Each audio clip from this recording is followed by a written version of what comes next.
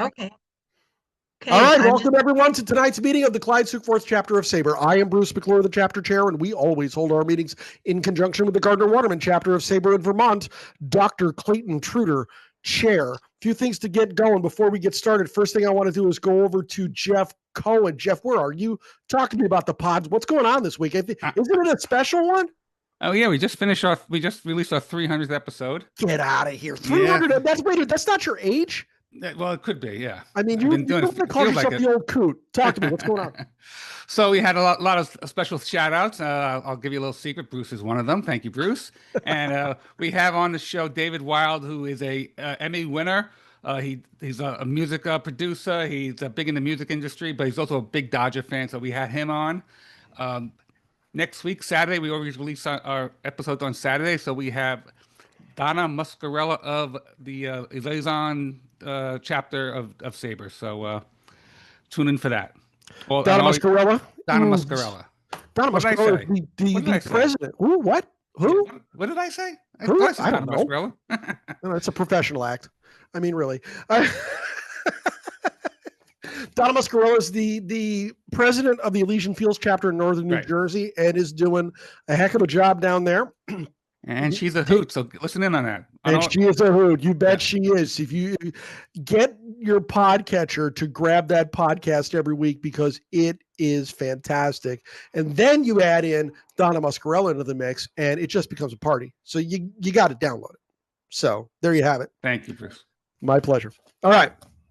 Now I just got this one this morning and this is wicked cool. So, and I've got to read some of it. So buckle up because this one's good. Nancy Faust first played her now iconic interpretation of Na Na Hey Hey Kiss 'Em Goodbye at Comiskey Park on July 29th, 1977.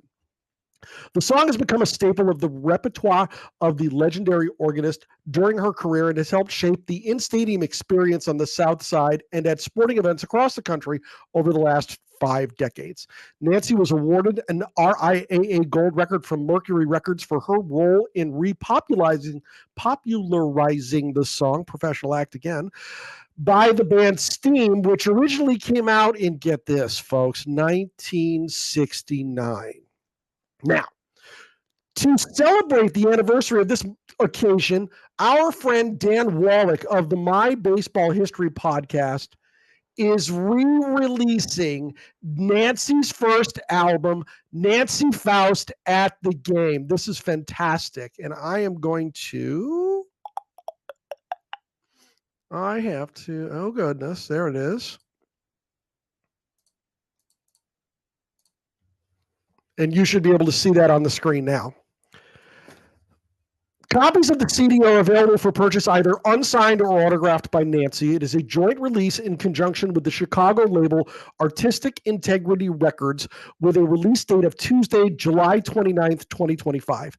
Nancy Faust at the Game was originally released in the spring of 1978 as a one-time vinyl-only pressing and had never been produced in any other format since. But now, for the first time in nearly 50 years, these recordings are available to be heard again.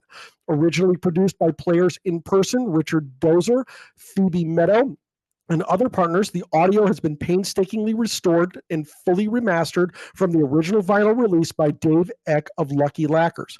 The new design, layout, and graphics for the CD release were done by Dan Wallach, Mitch Ransdell, and Nick Vetter, and include never-before-seen photos of Nancy during the 1977 White Sox and Bulls seasons, as well as updated liner notes written by Nancy. The actual disc is designed to look like one of the colorful pinwheels atop Comiskey Park's famous exploding scoreboard. And if you should be able to see on the screen the website where you can buy and grab a copy of this. I'm going to recommend that everybody goes out there and grabs a copy of this because I'm not sure how long this is going to be available. And this is a fantastic opportunity to grab a recording from a huge member of our community, and I'll drop the website link in the chat. So take a look at that a little bit later. All right, here we go. On to our feature presentation. In celebration of the 75th anniversary of the Indian Head Rockets, a pioneering semi-professional black baseball team in Saskatchewan, this project brings history to life through the creation of a 35-card commemorative baseball card set.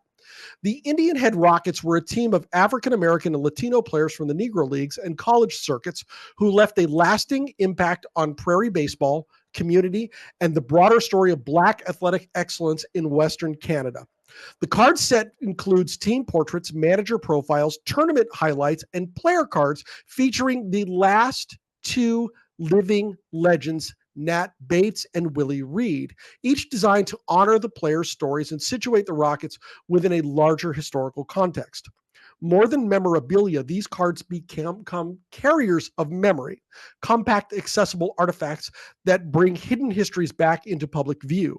The presentation will discuss the historical significance of the Rockets, the research, design, and curatorial process behind the card set, and the role of the community in preserving sporting legacies. SABR member Robyn Jensen is a curator, historian, and baseball researcher based in Indian Head, Saskatchewan, Canada.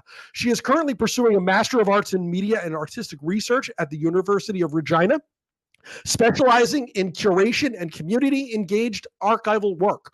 Robyn returned after curating the Rockets exhibition, which sparked a deeper commitment to researching Prairie baseball history.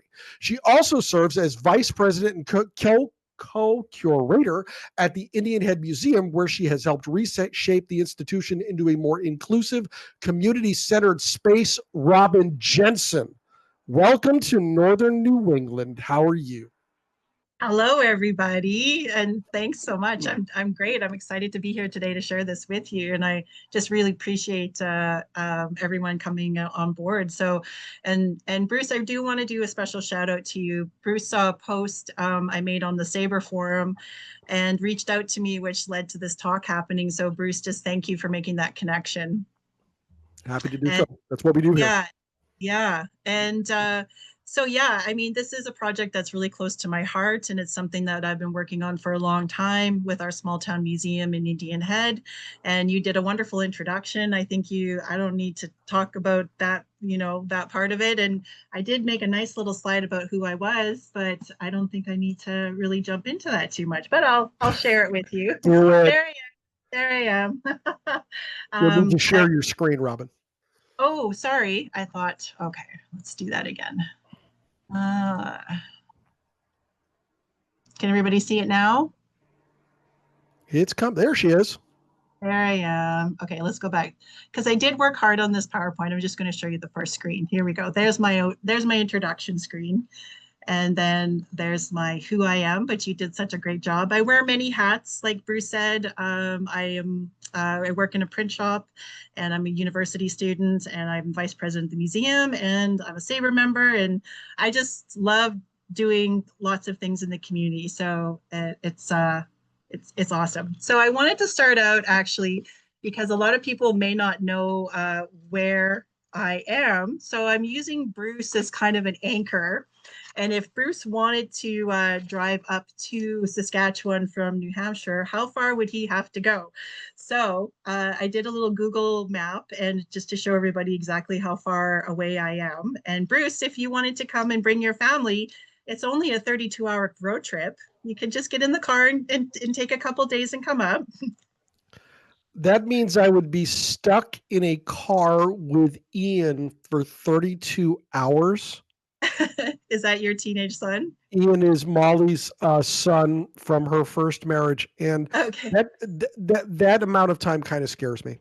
Oh, well, he could stay with family, and you and Molly can come up for a visit. I love it. There we go. Let's go, Molly. There you go. So we're about 2,000 miles away. It's a little bit of a drive, but we'll have a cold one waiting for you guys when you come, and I can give you a tour of the museum. So, and that's the same invitation to everybody. Please, if you're going to come on up, I'd love to give you a tour. So here's our game plan for the presentation.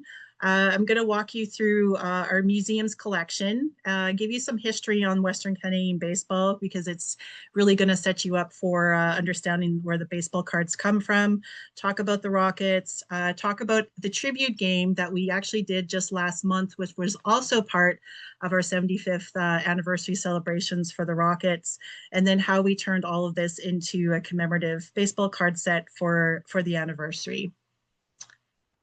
And you'll notice that I shared some links in the chat, and they're going to pop up as I'm talking, going through my presentation.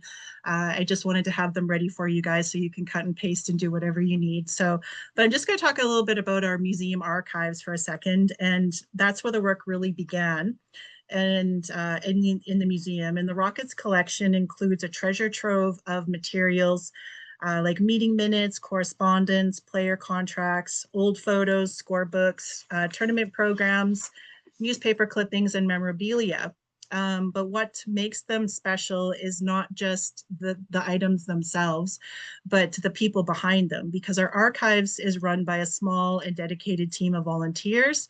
And when I had questions, I could go back to out to the community, and many of them have personal memories of the tournaments and the games, because you know, they were only like maybe 5, 6, 7, but they remember very well all of the tournaments that happened and games that happened in the community. So, you know, they can add that extra layer of stories behind what's also in the boxes in our archives. And I wanted to share this with you in case you're curious to dive in a little bit deeper after. But one of the most valuable tools that we use is called Memory Sask. And if you haven't used it before, it's a centralized online portal that lets you search across archives throughout Saskatchewan and the Northwest Territories. And it's full of descriptions, documents, photographs, maps, and you can search by keyword, location, or theme. And our entire Rockets collection is available through Memory Sask. And I encourage anyone you know, that's interested in our history to check it out. It is constantly being updated as we do get new materials and they do get added. And if something catches your interest, you can reach out to me, reach out, you know, to our archival team, and to request a copy to look at it. And tools like Memory Sask are really helpful in preserving the documentary heritage of the province, make it accessible not just for me, but for you and other community members, students, families looking to reconnect with their own history. So that was one of the links that I put in. And there's also a little QR code on the screen if you wanted to scan it with your phone to get the link as well. So it is a really valuable tool. All this research led to me, like Bruce said, developing a Rockets exhibit during COVID in 2021 and 2022. It is a permanent feature at our museum. It's not going anywhere anytime soon, and it's something that I'm really proud of. And you know, I'd love to give you a tour if you guys ever want to come up here. So, so a lot of this, you know, what I'm interested in curating is taking what's in the the archives and putting it out for people to see. So it really is something pretty special. So getting into just a brief view of Western Canadian baseball history.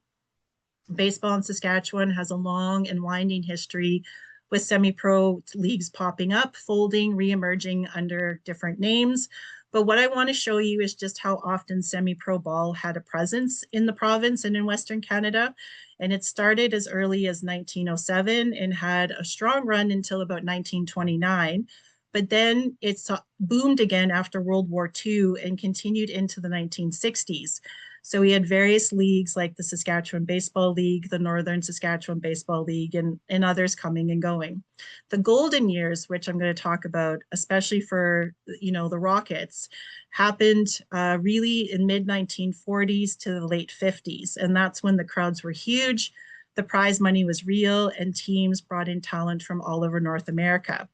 And after that, things tapered off, but those years left a major imprint on Prairie sports history.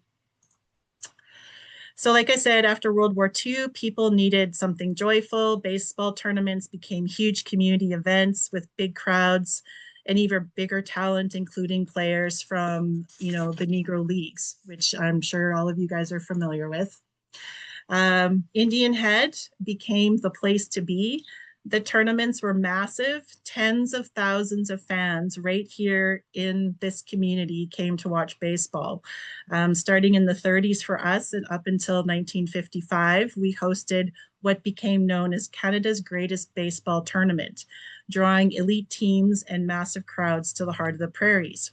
There is a SABR article that was published in 2022, which chronicles the tournament's extraordinary growth and impact, highlighting how Indian Head, along with the towns like Sceptre and Swift Current, turned Saskatchewan into a baseball hotbed. And that's one of the links that I shared in the chat if you want to take a read.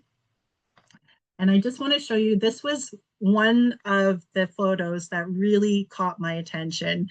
And so my daughter was working at the museum in 2018, and she came home and told me about this photo. And just to put it in perspective, Indian Head in 1950 had a population of 1,500 people. So you've got a town of 1,500 people, and you've got up to 30,000 people coming to this community to watch baseball. Like, to me, it just sounded absolutely mythical. I'm like, what is happening here? Where's all these people coming from? Like, I had so many questions. And so this was the photo that really caught my attention. The people are just lined up all around the diamond, like so incredible. This is another one. There's a closer up of the game, which was just, like, again, just absolutely fantastic. And then what I decided to do was just to look at the money side of it, because I'm thinking, geez, if all these people are coming to these tournaments, like, how much money are they, actually making? And so, like I said before, a lot of our documents in the archives, we have meeting minutes, we've got newspaper clippings, we've got a lot of documentation. And so I was kind of pulling from different sources, trying to figure out kind of what was happening in this 1948 tournament, and we had all these people coming. So, I didn't even know, I was so new to it, I didn't even know how much ticket prices were. And, so I really wanted to break it down just to see, what was all happening. And I'm not going to get into it too much, but again, when we're talking about community here, we've got 1,500 people and there's 30,000 people coming. How are you going to organize all this? And so in the meeting minutes, we've got 14 committees, we've got 275 volunteers, which is like a big chunk of this town that's, committed to working and getting these tournaments off the ground. They brought in railway boxcars and put cots in them so that people could sleep. People opened up their homes. And in the newspaper article, I found that the adult spending over a 2-day tournament was $8.50. And so when you're calculating about 25,000 people or 30,000 people coming into this town, the town just of the spending over that 2 days was $167,000, that's 1948 money. Like, I don't even know what that is in today's money, but that's a lot of money. So it just blows my mind, like that this happened in this community. So really, really neat stuff. But I won't get into that too much because we're going to be talking about the cards. So, so to talk a little bit about the group that got the Rockets going. And in 1946, a group of young men in Indian Head formed a community betterment organization under the local Legion.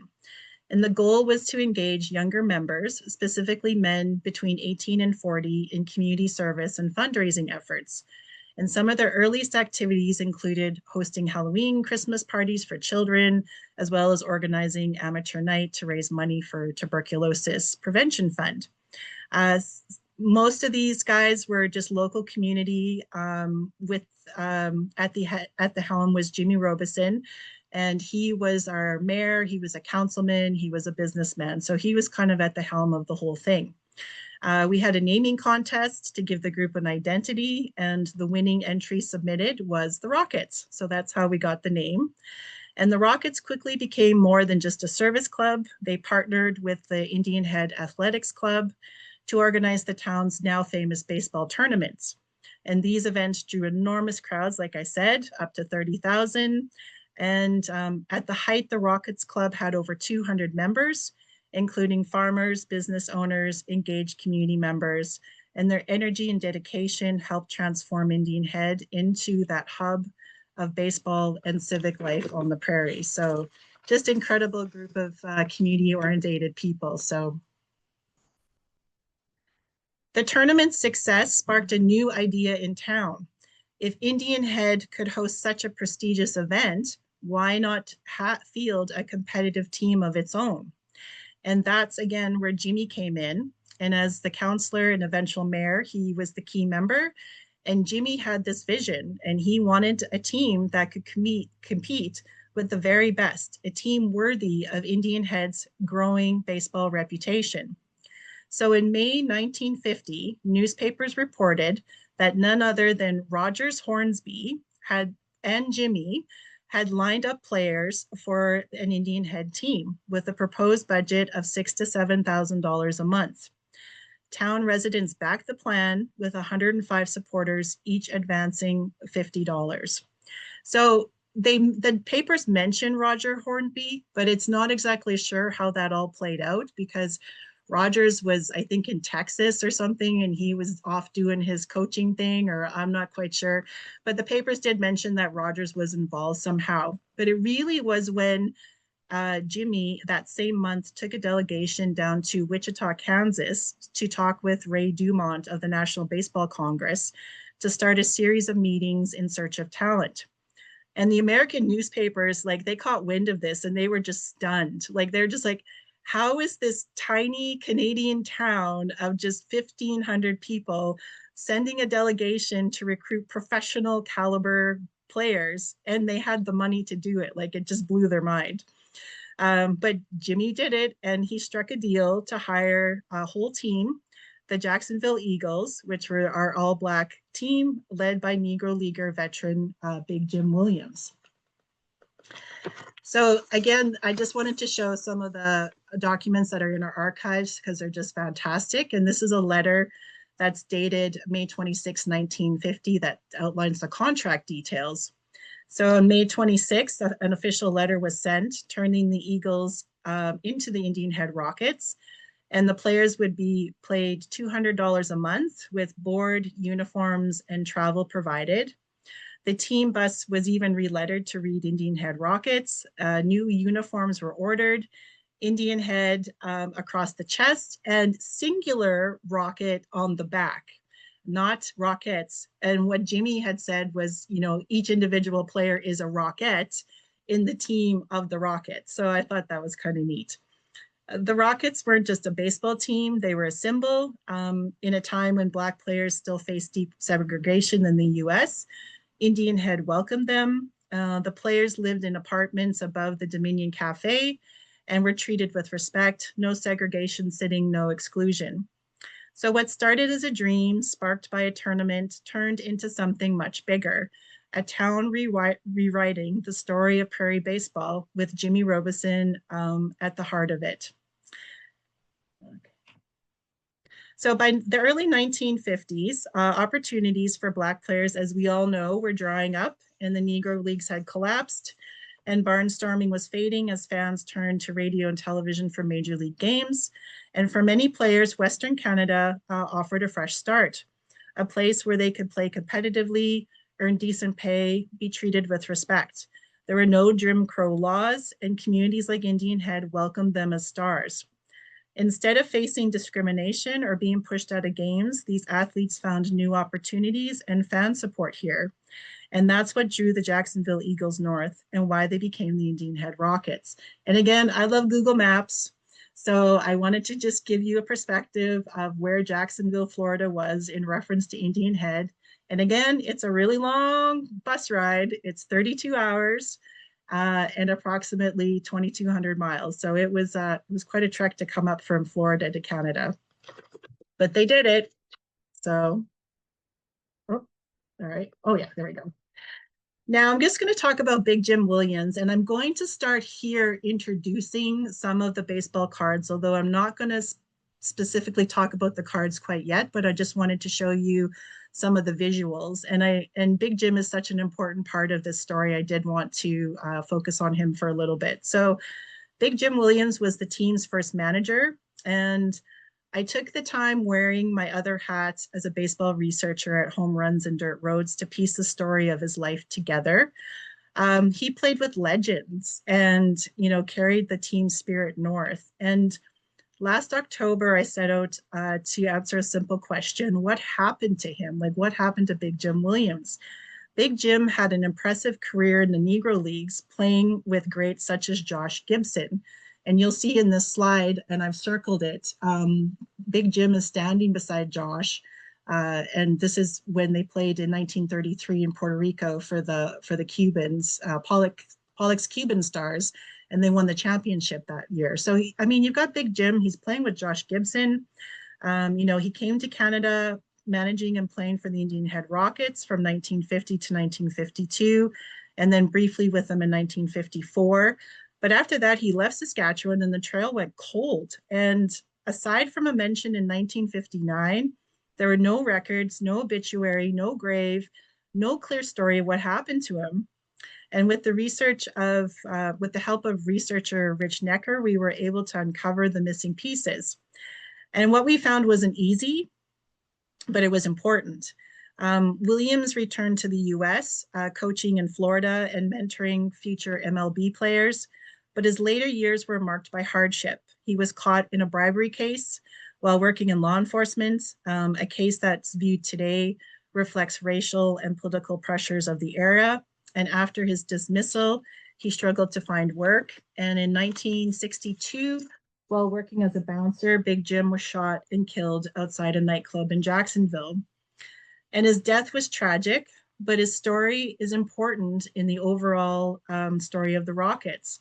Big Jim was a builder of communities, a leader, a symbol of perseverance, and his time in Indian Head helped elevate baseball in Saskatchewan. And for a while, this town became a place where he was welcomed and respected, and something he rarely found in Jim Crow South.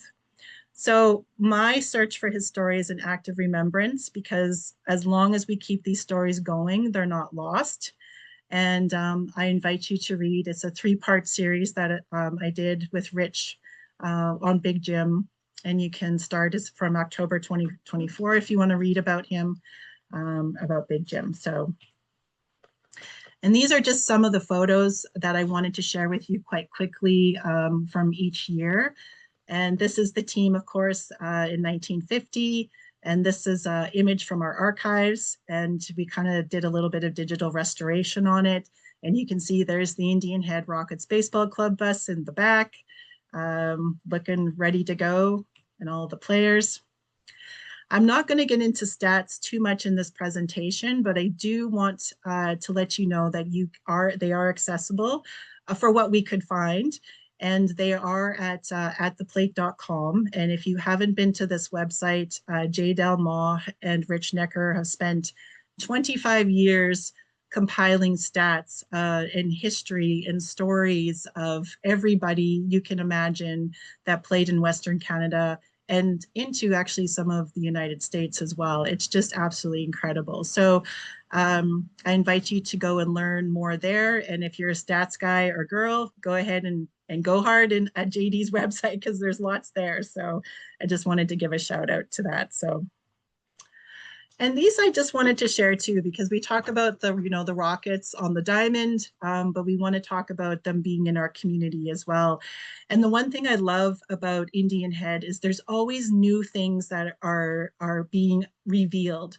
Like these images just came to us like in May. They just became,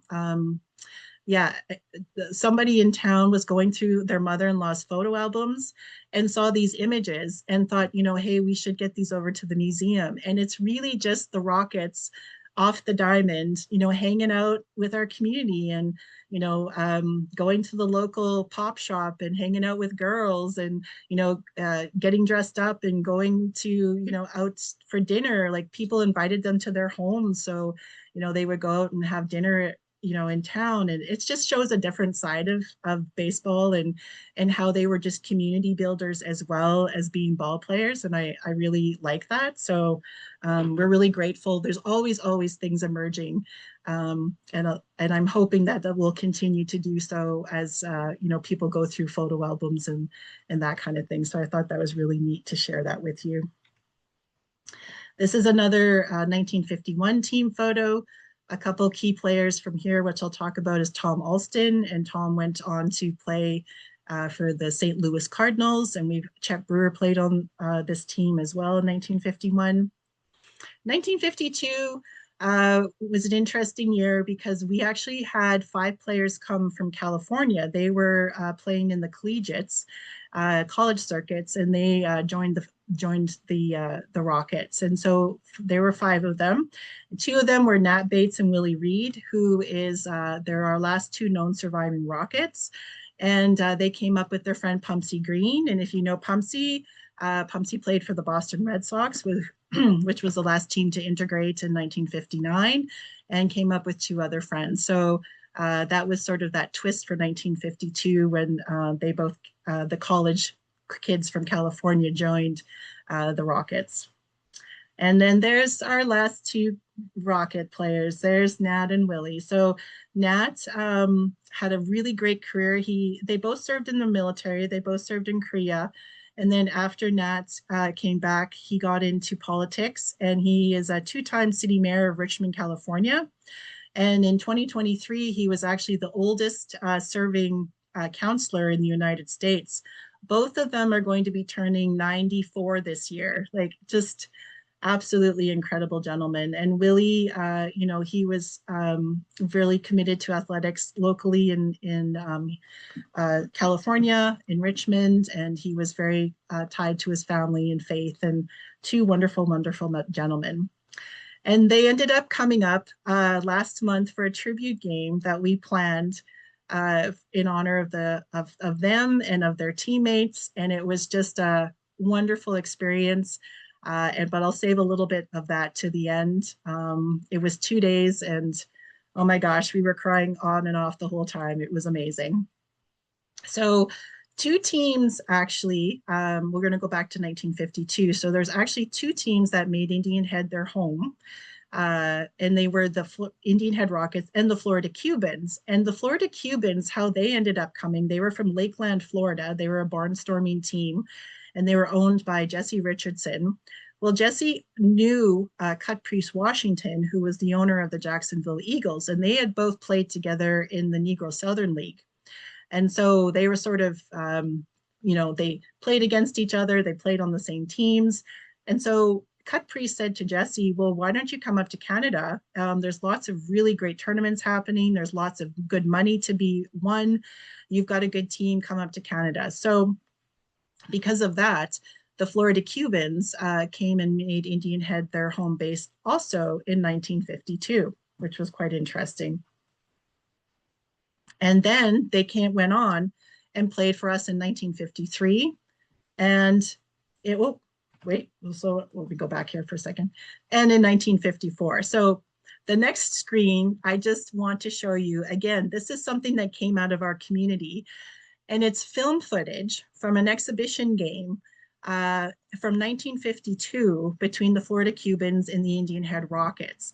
And this is so extremely rare. Like, how much film footage have you seen of Prairie baseball from the 50s? Like, next to nothing. So we were so grateful that there was a community member that found this in their closet when they were cleaning it during COVID and said, hey, I think the museum should have this. And so, oh my gosh, yes, we'll take it. So I just want to share with you a little snippet of that.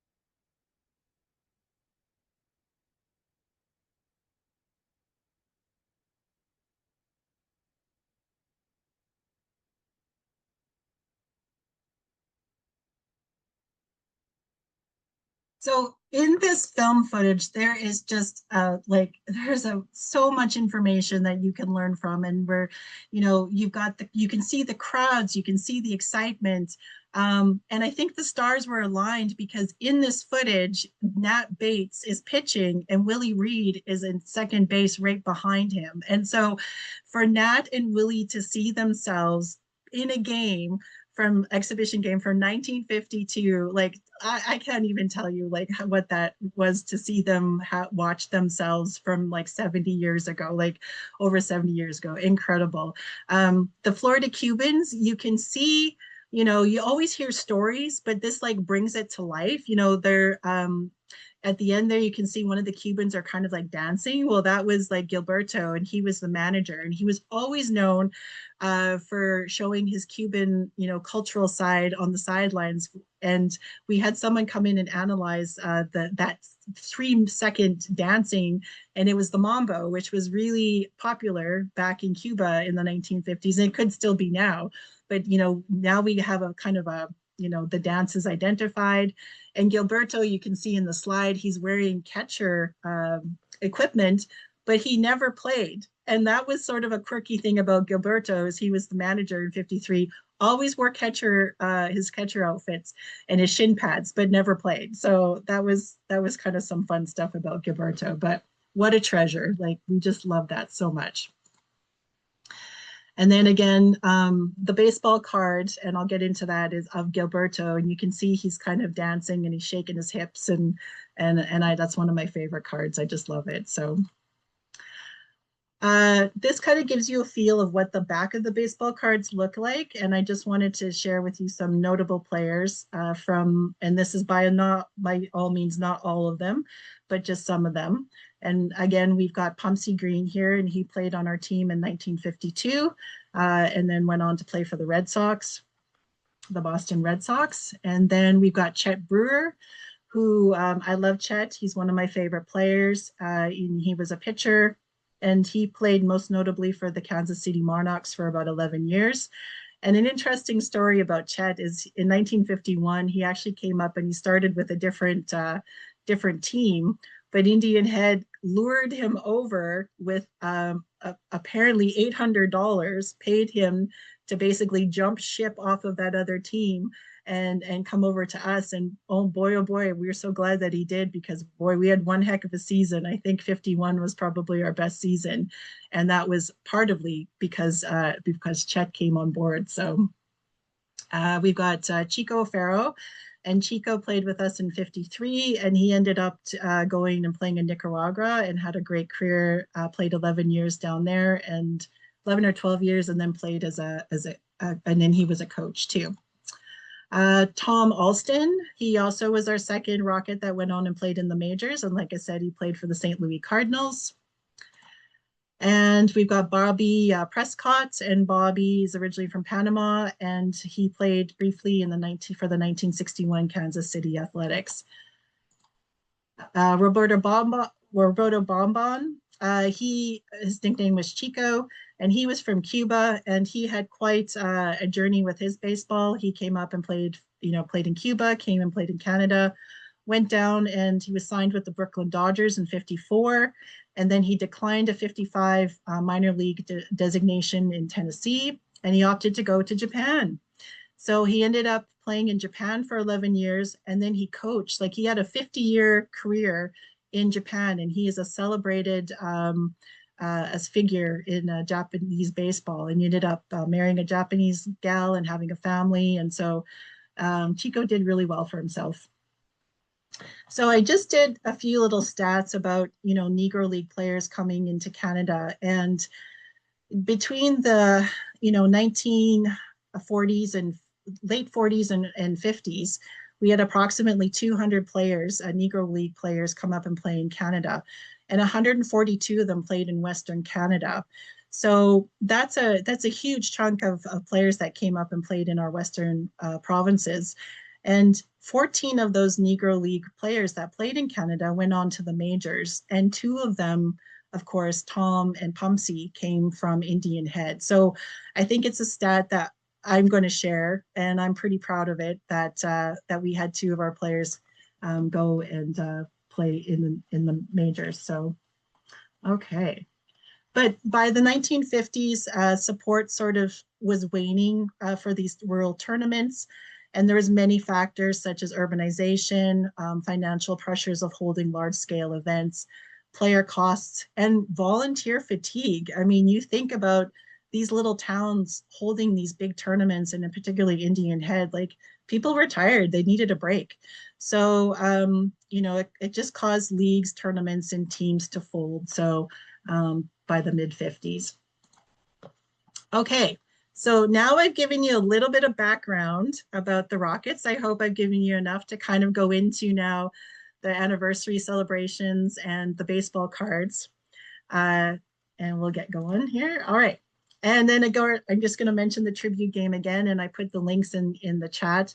But this was a tribute game that we did with the Regina Red Sox, and they are a collegiate team based in Regina, Saskatchewan, which is the capital of our province, approximately a 1 hour drive from here. And but we have a long history. The Red Sox used to come and play in tournaments in Indian Head here, and we have a really great connection with them. So when I approached them with this idea, they just jumped on board. They thought it was awesome, and they supported us the entire way.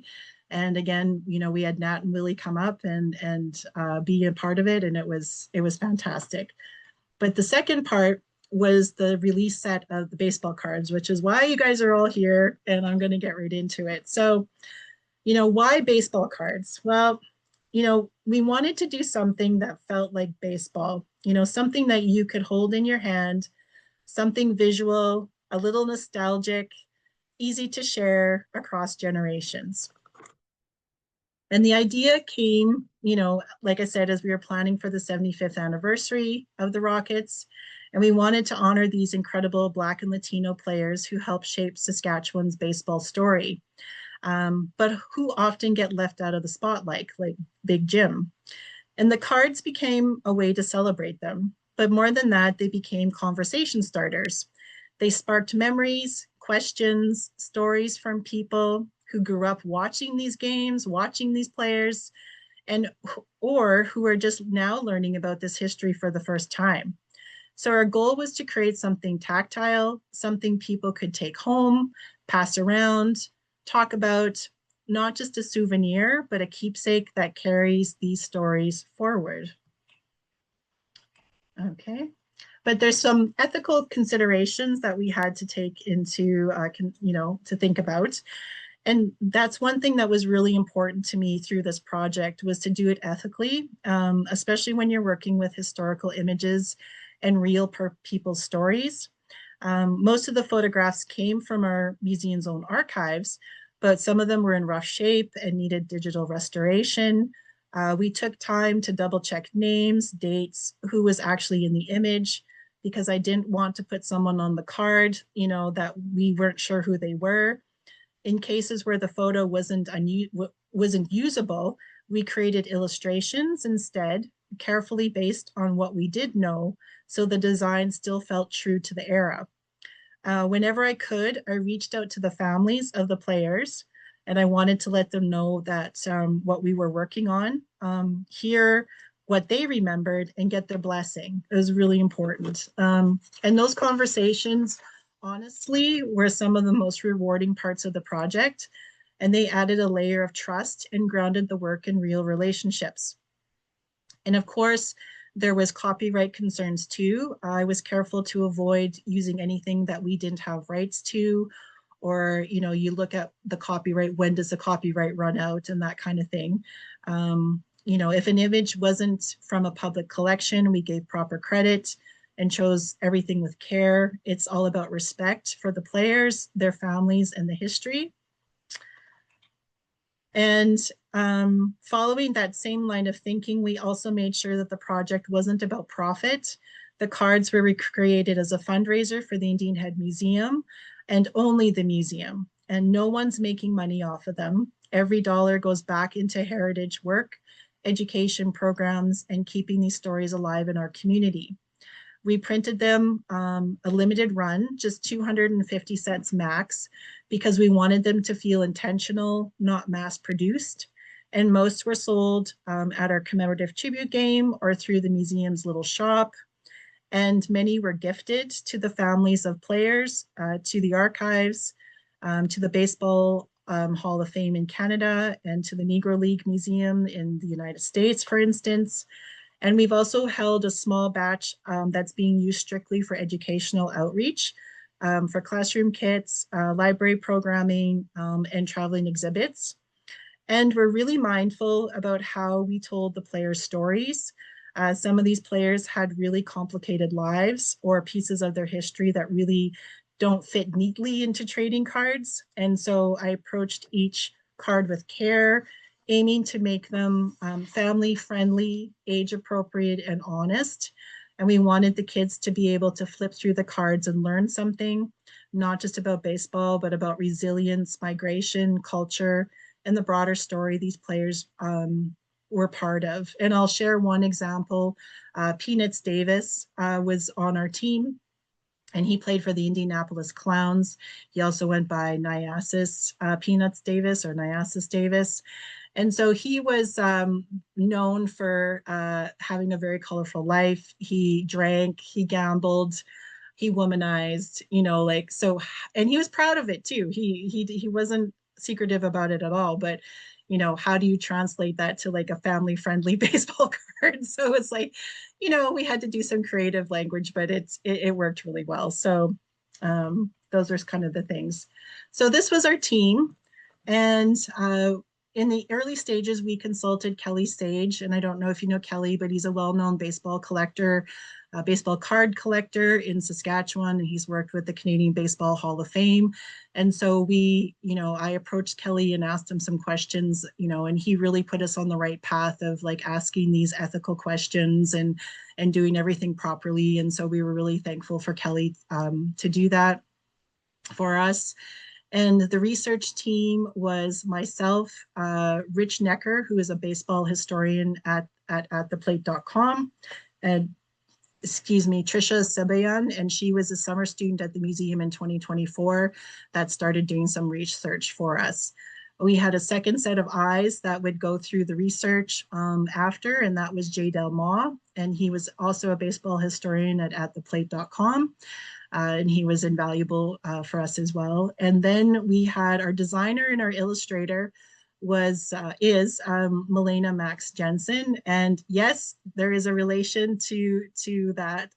She is my daughter. And but she's super passionate about the Rockets story. She was that summer student in 2018 who sort of alerted me to the story of the Rockets. And she is very knowledgeable about their story and about the players. And she's, and I'm not just speaking from a mom perspective, I'm saying the girl's talented. She's a really good artist and an illustrator, and she got her diploma from the Vancouver Film School in 3D animation and special effects. So she, you know, jumped in, and we're all volunteers. We all volunteered our time to do this. And she did this on her own accord and did a wonderful job. Our printer also is a local Indian Head printer, Scott's Printing, Scott and Sharon McPhee. And so really, when we're talking about community again, you know, I think this is 100%, you know, people who were born in Indian Head, born in Saskatchewan, had a Saskatchewan connection, knew the story of the Rockets. And so this was everybody's passion from start to finish. And it really reminds me kind of like of the tournaments, about how the community would just get involved just to make this happen. So it was just such a great experience, and everybody gave their 110%. So it was great. And I really want to do a quick little shout out to Rich. And so Rich added such a deep layer to the research because Rich was the bat boy for the 1952 Florida Cubans. And so you can see in the slide, I've got him circled there. So he knew the players. He attended the games. He attended the tournaments. He has firsthand account of this era, like Rich's living history. And so, you know, when we were trying to figure out, you know, because he knew all of these players, you know, he would recommend, you know, we should research this guy. Sure. We should research this guy. Oh, sorry. Who's that? Oh, Oh, sorry. Okay. And so, yeah, Rich was really such an important part of this, and I don't think we could have done it as well without him. And he just added this deeper layer to the players' stories, and we're just so thankful for Rich for that. So, in terms of the visual style and aesthetic of the cards, that was completely Max's department. And Max really dove in and researched this like you wouldn't believe. So she went in and studied, other baseball cards that were out there. She, Topps cards and really picked up on, the visual styles and, looked at the fronts and the backs and the fonts and the colors. And, this is kind of an example of some of the work that she put into, researching this. And she would send these PowerPoints every week to the board members. And we could see how she's sort of like, coming up with these design ideas and, yeah, so it was fantastic. And then she was starting to do kind of like illustration tests of some of the players. And so it was really fantastic to see her work unfold as she was researching them. The timeline with this is absolutely bonkers when I think about it now, but we had really just started doing this in August 2024 with our summer students starting to do this. And then Rich and I started doing the research in the fall. So October, November, December was really our big research time. And our deadline was to have that done by January. So to get it to Max so that Max could take all of our research and start trying to fit it into some sort of design concept. So she had started that in January 2025. And we had decided, and I'll talk about a little bit more, but 35 cards. So between the span of January 2025 and April 2025, she designed, illustrated 35 cards front and back, like that, this girl. And I have to do a shout out again, sorry, just not as a proud mom, but she moved to Europe. And so moving to Europe, she was taking language classes and then she was doing this in between. So, I mean, again, volunteering her time, absolutely fantastic. And then it went in production in May because we were selling them at the tribute game on June 11th. So the time, it was a crazy, you guys, it's crazy, crazy, crazy. She used Adobe Photoshop and InDesign to lay out the cards. And then we printed it at Scott's Printing on high quality cardstock. And we finished off with a matte finish for durability. And the nice thing about working with a local printer too is that Scott would print samples. So I could go in and, I could look at the samples and see what was working and what wasn't working. And if anybody's ever worked in the print industry, that sometimes what is on the designer's screen isn't necessarily what's going to be the output, especially when it comes to colors, because everybody's screen is different. And so that's what you got to keep in mind is when you are working with different colors. And so we were constantly printing these samples to make sure that all of the colors were matching with what, her vision was. That was just, there's a little tidbit for you guys if you ever get into doing baseball cards. So the distribution, the history in your hands. So once the cards were printed, the next big question was, how do we get them out in the world in a meaningful way? And I kind of already shared some of the ways we did that. We started selling them at our tribute game. It was a perfect place to launch them. And from there, they were available in our museum gift shop, and they're also available online. It wasn't just about selling them, though. It was just sharing them with care.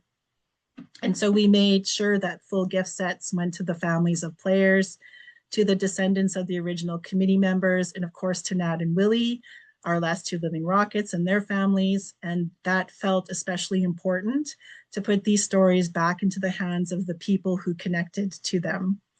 And like I mentioned, we also did archival donations, and complete sets were given to the Negro Leagues Baseball Museum, the Southern Negro League Museum, the Saskatchewan Baseball Hall of Fame, and the Canadian Baseball Hall of Fame.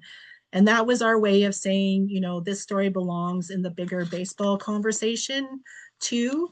And even now the cards are finding new life. We're getting school kits finished, and we want to use them as prompts for storytelling workshops and memory projects. People are flipping them over, seeing names they recognize, sharing their own memories. That was the dream from the beginning, was not to just preserve the history, but to invite people to keep telling it. So the 35 cards include a title card, the team cards from 50 to 54. We have 2 manager cards. We have 21 player cards. We have Jimmy's manager card, and we have a historian card. And this is kind of paying respect to Ken McCabe, and he was our local historian and ran the Rural Sports Hall of Fame that was in Indian Head for over 25 years. And he really kept that story of the Rockets alive for that period of time. And we lost him in 2022 due to Parkinson's disease. So this was kind of our local homage to him and give him a card. And then we had a tournament card. And this is a really interesting story. Charlie Bean, he was almost the team's only white player, which was an interesting story that we sort of uncovered, and that's in the set. And then, of course, the cards for Nat and Willie. Now, the illustrated ones, I just wanted to show you kind of how that process worked. And again, it happened because we would have a picture that was, like, for example, Lou Green, and he was our catcher in 1950. And you see Lou, he's sitting there in the team photo, but he's not really doing anything. He's just staring at the camera. And we wanted to make sure that the cards wanted to bring these players to life. And so that's what Max's talent came in, is where she would take Lou and research, Lou as a catcher in the 1950s.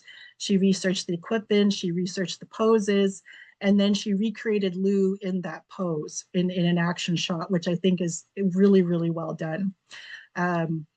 Then we sort of, in the background, we reflected pieces that would connected to Saskatchewan. So Prairie Lily is our official flower, and you can see that's in the backdrop. And we also used wheat because this is a farming province. So we used wheat, and also Saskatoon berries, which is kind of like a blueberry. That's, so that's sort of our little homage in our illustrations to our province and our community.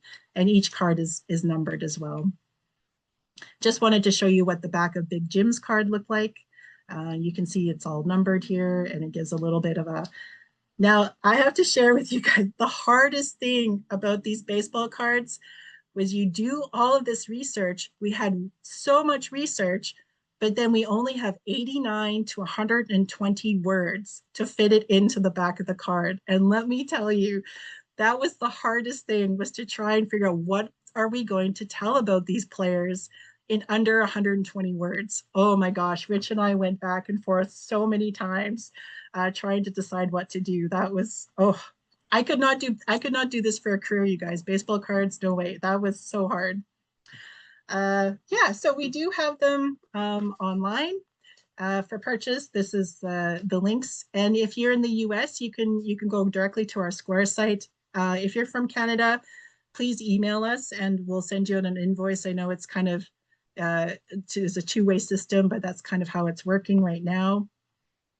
And so before we wrap up, I just want to thank you again, Bruce, for reaching out and making this talk happen. And I'm so grateful for your support. And for everyone who took the time to come and listen to me today. I hope I didn't rattle on too much. And I don't know, I kind of had a surprise for you guys. I don't know if he's jumped on yet. Bruce, has he jumped on? Okay, sorry, no. Okay, maybe he got, I invited Nat to actually, wait a minute, maybe he texted. Hold on a second. He says unable to join. I don't know why he can't join. Do you know why he couldn't join, Bruce? He should be able to get in. He had a invite, so I don't know what happened. Okay. Well, that's too bad. So yeah, Nat is almost 94. So he actually is pretty techie because he was the mayor of Richmond, California, and during COVID. And so they would have their meetings on Zoom. And so he actually knows how to get on the Zoom, but I don't know what's happening. So I was hoping to have Nat on that he could talk with you guys too. So, but yeah, no, I'm ready for questions and inquiries, and please shoot them out. So possibly we should have you back on with Nat to do a follow-up with this and maybe talk with him for a little bit. Oh, we certainly could do that. For sure we could. Yeah. That would be super cool. This has to be one of, if not the most detailed presentation we've ever had. This is so darn cool. I can't thank you enough for doing this for us. Oh, you're very welcome. And I'm sorry if I slammed too much at you, but it was just like I don't know how else to say it.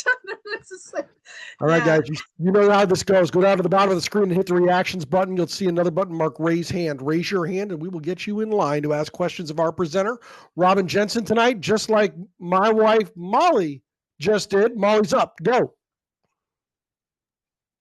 There we go. It didn't want to unmute. First of all, Robyn, it was a beautiful presentation. Oh, thank you. Yeah, it was wonderful. I absolutely loved it. I was wondering what age groups you were gearing those educational boxes for, because Bruce and I, ironically, were at Fisher Cats this past weekend, and we had two educators come up to us and ask if we work with I believe they were high school, middle school teachers, and developing curriculum teaching about like the Negro Leagues and integrating baseball and that aspect of it. And they were talking about like racial ties and all that. And I was just wondering what age categories, like grade wise, that your kits are for. We started, we geared towards, of course, when they started to read, really.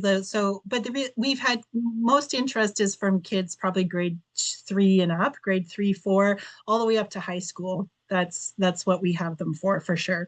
And I mean, the cards, the supplementary material to the cards can be very geared towards those age groups, and you can vary, like we've got the questions that we would put into these educational kits will be different for kids in grade 7 versus kids like in grade 3. So, that's the nice thing about it is you've got the baseball card set as the foundation, but you can change that supplementary information geared towards those age groups.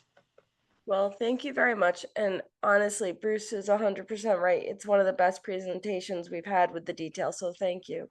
Oh, you're very welcome. All right, next up is Dixie Tarango. Dixie, how you doing, man? I'm doing fine. This is great. Well, first of all, the answer to the question why baseball cards is simple. They're baseball cards, for God's sake. And I'm shocked there are any left to buy, but I think I'm going to buy some. And the last question is the film. How in God's name did that film survive 70 years somewhere? Right. So it was actually transferred. So it was on 8mm film, and then it got transferred to VHS tape, and in probably the 80s or 90s. And so it was sitting in this guy's closet, and during COVID when he was cleaning it out, and so he's like, "Hey, I've got this VHS tape of this film footage," and we're like, "Yes, please, we want this." And we're very lucky enough that we actually have a film transfer or media transfer company in Indian Head as well, and they digitized it for us at no cost. So we were really thankful for that. So like literally it went, so we didn't have the original 8mm film, which would be wonderful. We had a VHS tape, but we'll take it. We'll take it. Yeah. That's an amazing story all in and of itself. Jeez. Matthew Glidden, you're up, man. How you doing, man? Can you unmute? I think you're muted. I can't hear you. All right, Matthew, we cannot hear you, my friend. Matthew, sorry. Uh-oh. Better now? Yes. Better now? Okay. There he is. Yeah. Excited to see a lot of maps in your presentation and relative distances. And I wondered if you either from the research that you did or from directly from the players themselves got a sense as to how they felt about the amount of travel from where they might have started to get there in the first place, and how much the travel excited them, wore on them, like stories around that. I think it was we didn't dive into that too much, but I think when they did talk, so from talking with Nat and Willie, and talking with actually another gentleman. He wasn't a Rocket. Dr. Sherman Cottingham. He played in North Battleford in a decade later in the early '60s, and he played actually on the with Satchel Paige. He was a pitcher, and so to them it was part of the game. It's like they had to travel, to get to Barnstorm and travel, and they had their things to keep them busy. They played games, they sang, had a guitar, sat in the bus. They get out and stretch a lot. And they didn't really think it was a hindrance, I guess, if that was your question. Yeah, I wondered what the overall experience was like compared to other baseball. It seems like one of those destinations that when you look at it on a map, you could really lose some players' total interest given that much. Well, it wasn't interest. Like, I'll share a story that Nat says. And so, these were 5 California kids, and I mean, they grew up in, segregation and the racism. I mean, it wasn't as bad as the South. I mean, it was still bad, but they grew up in the city, and they grew up with groomed, diamonds and that kind of thing. And then they get to like Bald Prairie, Saskatchewan, where they're playing in these dusty fields. And I think they were just amazed that they just literally could not figure out where everybody came from, because when they're driving up, it's just like road and fields, and there's a few houses scattered here and there, but they were just like, where did the heck did everybody come from? That they were just so curious. So yeah. Great, thank you. Mark Hoyle, you're up. Robyn, that was a great presentation. I loved it. I don't know how many sets of cards you have left, but you have one less because I bought one before you were even done. So thank you. Yep, it's on the way. And I will say that if anybody from here buys a card today, I'll slip in a signed Nat Bates card too for all of you. Cool. So already bought and paid for. Awesome. You'll get one, Mark. Thank you. There's an incentive. Wow. That's an incentive. Love it. That's fantastic. Thank you for that, Robyn. We appreciate that. Oh, you're welcome. This was a really great presentation. I'm blown away by this.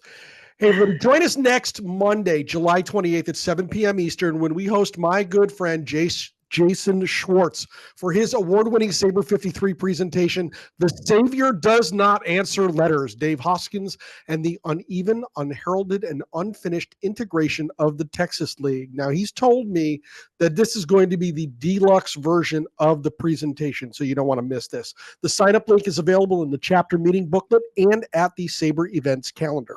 And finally, if you are a baseball fan watching on YouTube and you like what you see, please like this video and subscribe to our channel to be alerted to each of our weekly uploads. And if you are not yet a member, you need to join the Society for American Baseball Research, the premier baseball community. Offering an amazing baseball buffet of options to explore your fandom, Saber boasts more than 35 different research committees, over 80 regional chapters, and innumerable opportunities to connect with baseball minds across the world, just like Robyn's. For more information, go to saber.org today. Robyn Jensen, you are amazing. Thank you so much. Thank you so much, everybody, for listening. We really appreciate you doing this. So thanks a lot.